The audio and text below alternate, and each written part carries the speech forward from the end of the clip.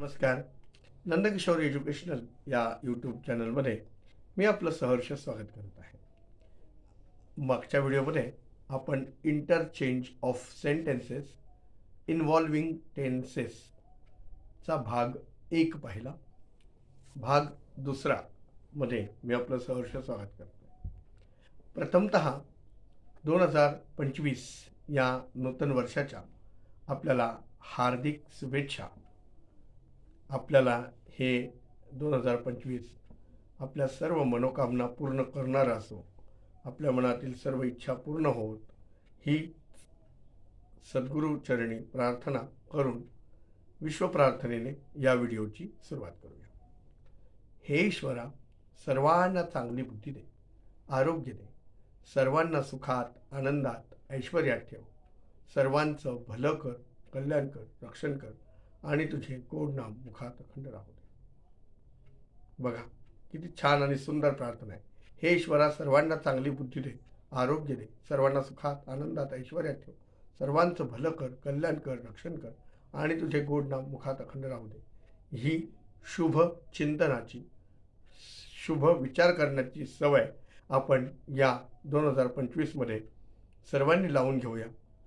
कारण सर्वात्मक आपण आहोत, सर्वांमध्ये आपण आहोत, म्हणून सर्वांचं आपण सुयश चिंतन केलं की ते आपल्यालाही मिळेल.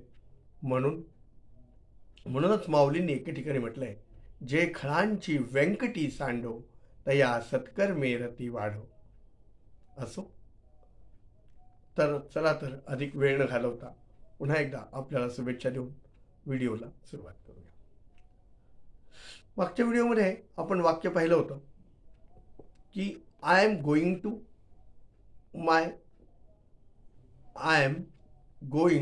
To my house.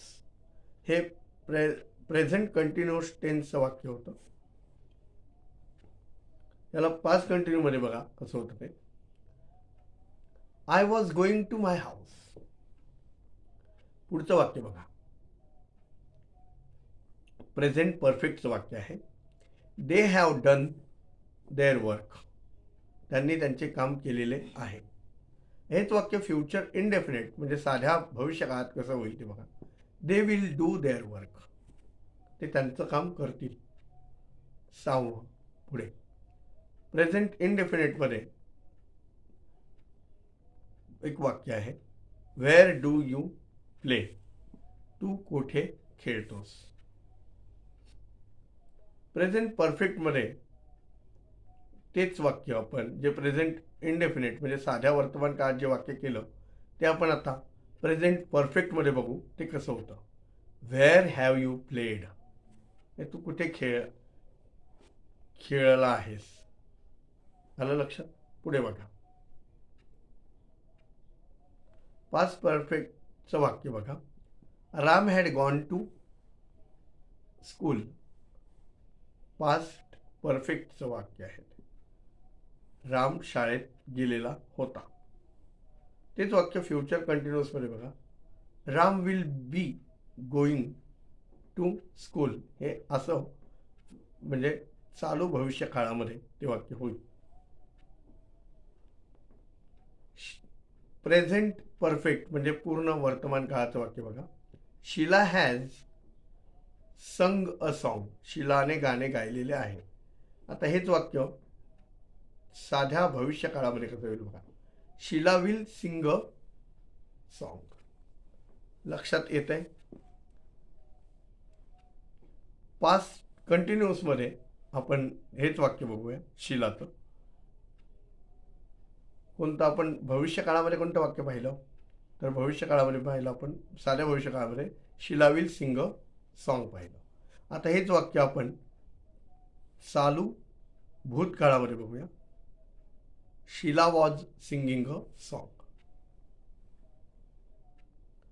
आणि हेच वाक्य आपण पूर्ण भविष्य काळामध्ये बघूया म्हणजे फ्युचर परफेक्ट टेन्समध्ये बघूया. शीला विल हॅव संग सॉन्ग. शीलाने गाणे गायलेले असे. आलं लक्षात.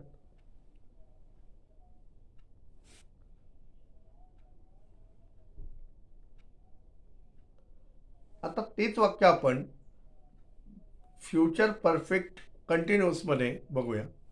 Sheila will have been singing a song for 2 hours.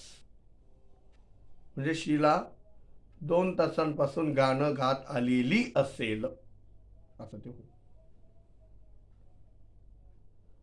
आता प्रेझेंट इन एक वाक्य आणखी सांगतो.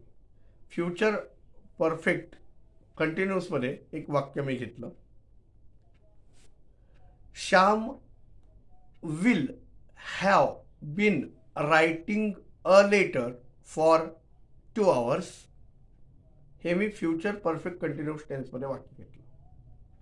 आता हेच वाक्य प्रेझेंट इनडेफिनेटमध्ये कसं होईल बघा. श्याम राईट्स अ लेटर, कारण कोणत्या काळात विचारलंय मला, प्रेझेंट इनडेफिनेटमध्ये, म्हणून श्याम राईट्स अ लेटर आलं. फ्युचर इनडेफिनेट म्हणजे साध्या भविष्यकाळात हेच वाक्य होईल. Shyam will write a letter. हा बदल तुम्हाला नीट ऑब्झर्व करायचा आहे मी वाक्य वाचत असताना. पुढे हेच वाक्य आपण पास्ट कंटिन्युअसमध्ये घेऊया. Shyam was writing a letter. Past इनडेफिनेटमध्ये तेच वाक्य घेऊया. श्याम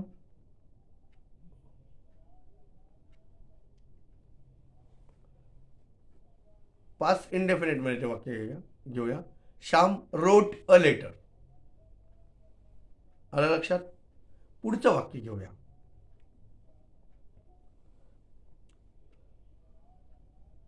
पुढचं वाक्य घेऊया. पास्ट इनडेफिनेट म्हणजे साध्या भूतकाळामध्ये. He jumped 6 feet high. आता हेच वाक्य प्रेझेंट परफेक्ट कंटिन्युअसमध्ये बघूया.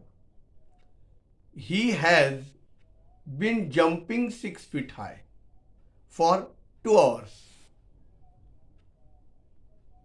म्हणजे याच्यामध्ये काय झालं, यांनी वेळ दाखवलेली आहे. ड्युरेशन म्हणजे विशिष्ट वेळ दाखवलेली. आता हेच वाक्य पूर्ण भविष्यकाळात बघूया, म्हणजे परफेक्ट फ्युचर परफेक्टमध्ये. He will have jumped 6 feet high. लक्षात येतं? तेच वाक्य मी प्रेझेंट कंटिन्युअस म्हणजे चालू वर्तमान काळामध्ये हे वाक्य बघा. He is jumping 6 feet high. लक्षात आलं? तेच वाक्य मी पुन्हा चालू भविष्यकाळात दाखवतो. He will be jumping 6 feet हाय. म्हणजे तुम्हाला लक्षात आलं का की एक वाक्य किती वेगवेगळ्या काळांमध्ये आपण बदललेलं आहे. येथे इम्पॉर्टंट नोट्स आहे. दिलेल्या वाक्याचे जे क्रियापद आहे म्हणजेच वर्ब आहे, ते क्रियापद जर तुम्ही त्याच्यात होणारे बदल जर काळजीपूर्वक अभ्यासले आणि ते कुठल्या काळातलं वाक्य आहे आणि ज्या काळामध्ये तुम्हाला ते वाक्य परिवर्तन करायचं आहे त्या काळाला तुम्ही जर नीट समजून घेतलं तर क्रियापदाचं ते रूप तुम्ही जर वापरलं तर तुम्ही ते वाक्य करू शकता. लक्षात आलं का?